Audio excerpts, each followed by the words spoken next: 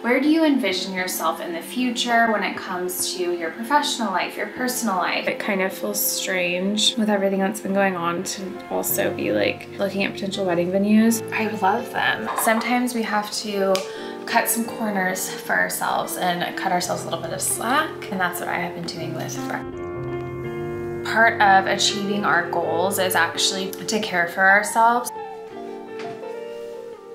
I just sat down with my tea. It is warm and cozy. It's very cold here today, so it's nice to have something warm. I want to start today's video off with a little bit of a chat, and specifically I want to talk about an idea that I spoke about earlier this week. I shared a post about occupying our own space. I think that this is a little bit more of an abstract idea.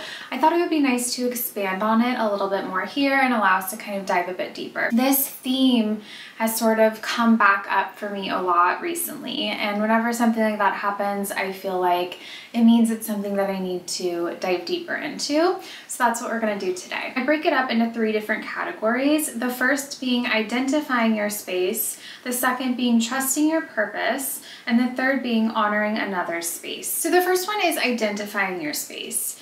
And this might be something that you have already reflected on, you know exactly what your space is, or maybe it's something that you haven't really given that much thought into yet, and now is an opportunity for you to take time for yourself and do that. So I think when I think about what my space is, I've always felt really passionate about writing. I've always been able to express myself better through writing than I have through speaking. When it comes to presenting, it's something that I've had to really work on. So one thing that I have not shared is that when I was a child, I actually did some acting. My mom really wanted me to be an actress, and she would take me to auditions. I was an extra in different shows and films. I think it set me up for feeling very anxious about public speaking. It took me many, many years and a lot of practice to become more confident in my ability to speak publicly. I still get some nerves around it, but I've learned how to kind of reframe those nerves.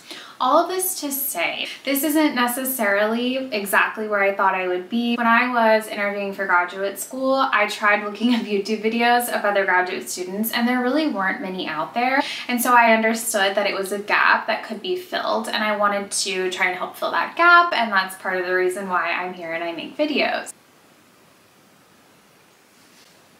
So I think this is coming off as rambling a bit, but the message that I'm trying to send is that it might be really easy for you to identify where your space lies. It might be that you've always been great at math, you've always known that, and you knew that you would end up in a career where you looked at numbers all day. Or it could be that you've ended up in this space that you wouldn't have necessarily chosen for yourself. You didn't necessarily envision this happening to you, but life circumstances have put you here. You have this sort of purpose, this calling that you didn't necessarily envision for yourself. So if you haven't already, maybe take a little bit of time to reflect on what your space is, what it could be. Where do you envision yourself in the future when it comes to your professional life, your personal life? Something to reflect on. The next part is about honoring our space. So sometimes we may know what our calling is, or we may know that we have a talent in a certain area, we have a passion in a certain area,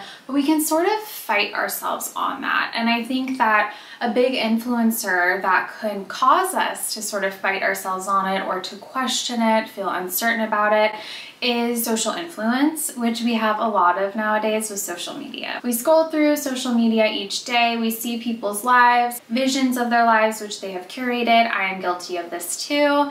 And we compare ourselves and wonder if we should aspire for the dreams that they seem to have. This comparison can also come up just within our own inner circles, within our own cohorts, for instance. Maybe some of your classmates are really passionate about becoming professors at an R1. They want to have PhD students one day, the whole thing. And maybe you feel as though you too should aspire for that postdoc at the R1. But deep inside, you have this little voice telling you that you're not actually going to be satisfied when you achieve that goal. That's another sort of example that might resonate for a lot of us. But as we compare ourselves to others, whether it be in our inner circles or it be online, again, we can sort of question what our own desires are and why we have them. And if we allow that kind of shame associated with what our dream is to come in and take over, it can result in us actually pursuing a path that takes us to a space that isn't what's meant for us. And so this kind of connects with the final note, which is about honoring another space. And that is that in these moments that we have throughout our lives, inevitably, where maybe we are offered an opportunity, maybe we applied for that postdoc that we didn't really want and we actually landed it. If we take that opportunity, we might be taking up a space that is better suited for someone else, where they can thrive and they can impact lives. And this isn't to say that anytime you're presented with an opportunity, you should turn it down so that someone else that you don't even know goes and gets it. That's not what I'm saying, but I think there's a lot of value for our lives if we can honor what it is that we truly desire for ourselves. And in doing so, we can unknowingly create this space for someone else to step into what it is that they truly desire, a space where they can influence lives for the better. That's what a lot of us are hoping to do. No matter what it is that you research or how much of a direct impact you think you have, I think at the end of the day, we all have some hope to impact the world in a positive way. I think that's why we're doing what we're doing most of the time in these careers that have required us to take on decades worth of schooling and education and overcome a lot of really difficult challenges that test us, not just academically, but personally as well. For all of us, there has to be this underlying motivation, even if it is to better ourselves and future generations so that they don't have to face the same struggles that our ancestors faced, right? We still are trying to better the world moving forward. And so I think taking this time to reflect on what dreams we want to actualize is an important step in creating and fostering these lives that are truly rewarding. So I know that that is a big topic and a really big discussion. If you have any thoughts or reflections on this, I would love to hear them down in the comments. This is a great place to foster open dialogue and open discussion and learn from one another. I'm actually getting ready to head into a lab meeting. I also received feedback from one of my advisors on that manuscript revision I've been working on last night. So I would like to try and find some time to sort through that, hopefully get it back to her by the end of the week. And then on Thursday, Sam and I are actually going to tour a venue that we're considering for our future wedding.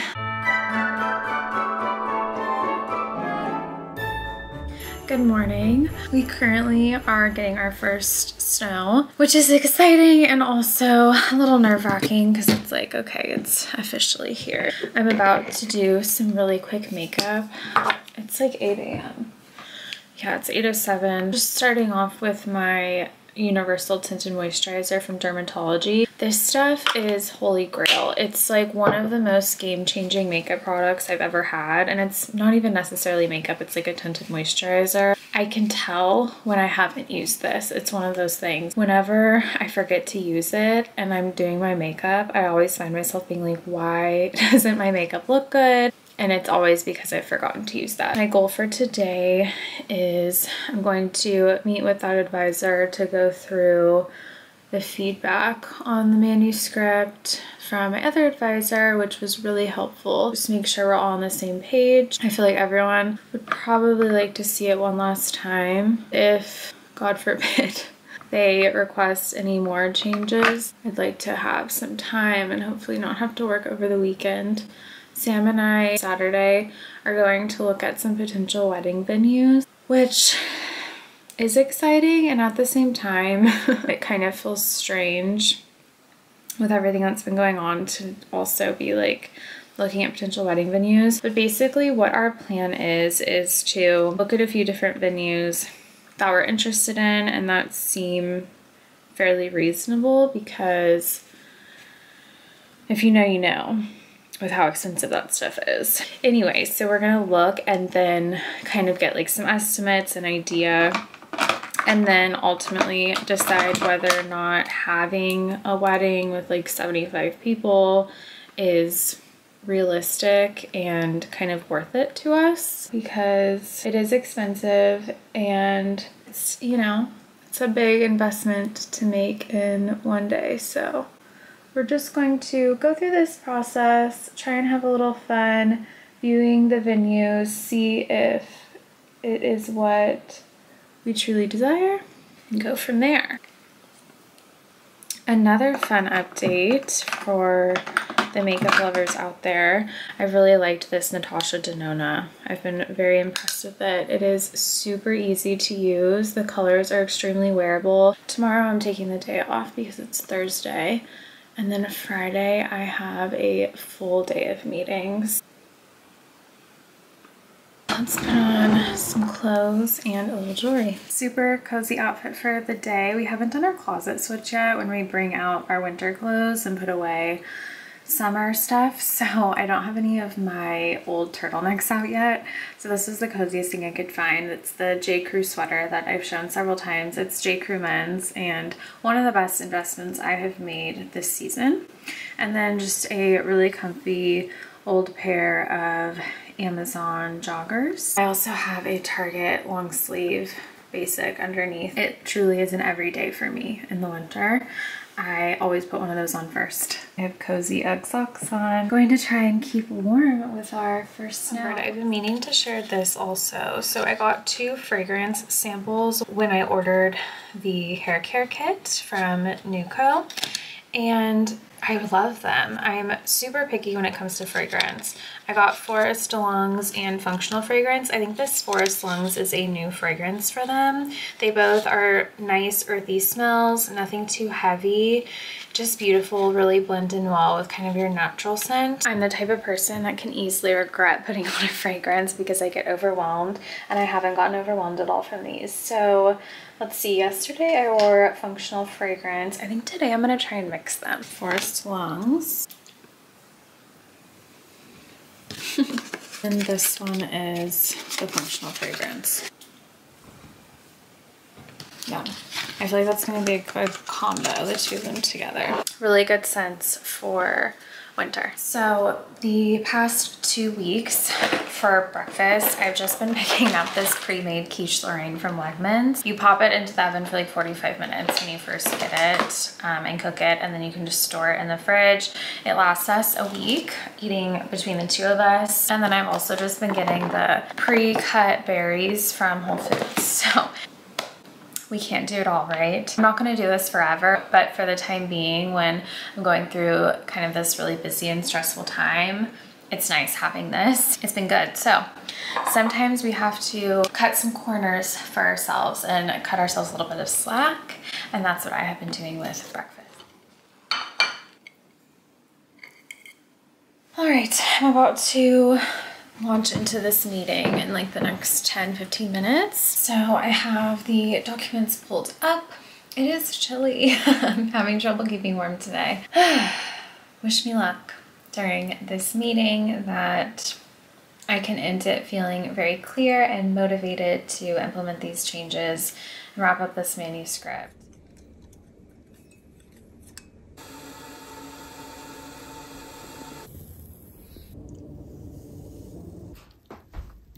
This is my start of doing the closet switch. These are spring through fall things that I've set aside to put into a storage bag, but haven't gotten to that part yet. This is clearly the important part.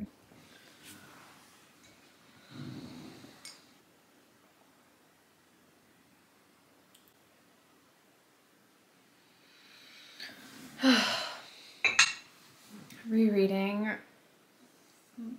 comments from one of these reviewers because I need to make a couple more modifications to the response to reviewer letter.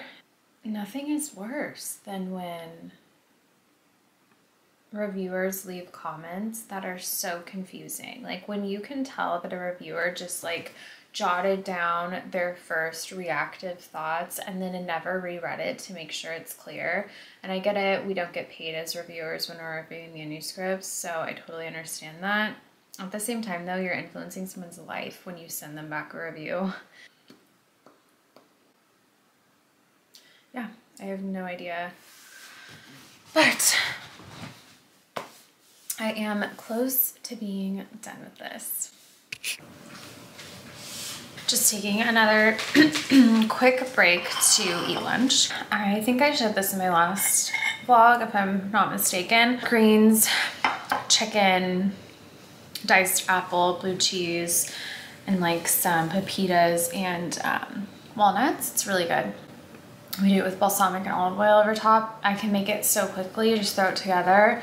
It's delicious. I was starting to feel a little headachy, so I decided now is probably the time.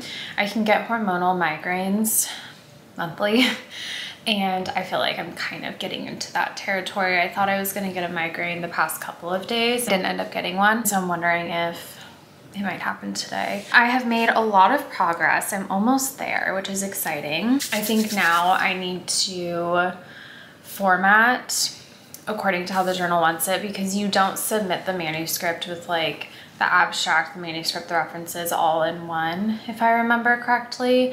You do it separately. I think you might even submit,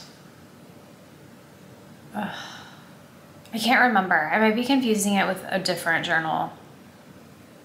I hope I don't have to take the figures and submit them in a separate document. That just is always such a pain. But anyway, I think I'm gonna format, because one of the comments from one of my advisors was in the letter to reviewers, when I say I've added something, I need to say the page number. And I went through and did it, but I'm thinking, well, the page numbers might change slightly and I want that information to be accurate. So that's what's on my mind right now. I feel like taking frequent breaks is so essential and almost counterintuitive in a way, because we get into a flow.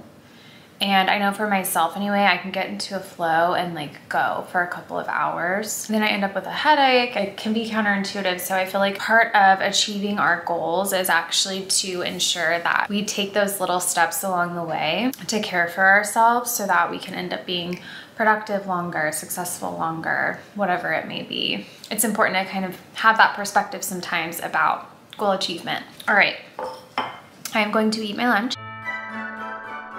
If you have made it this far, thank you so much. Comment down below and let me know what you are excited to finish with this semester. Are you excited to be done teaching? Are you also submitting a manuscript, wrapping up data collection on a study, maybe just taking a class and you're ready for it to be over? Whatever it may be, comment down below, let me know what it is, and I will see you in my next one.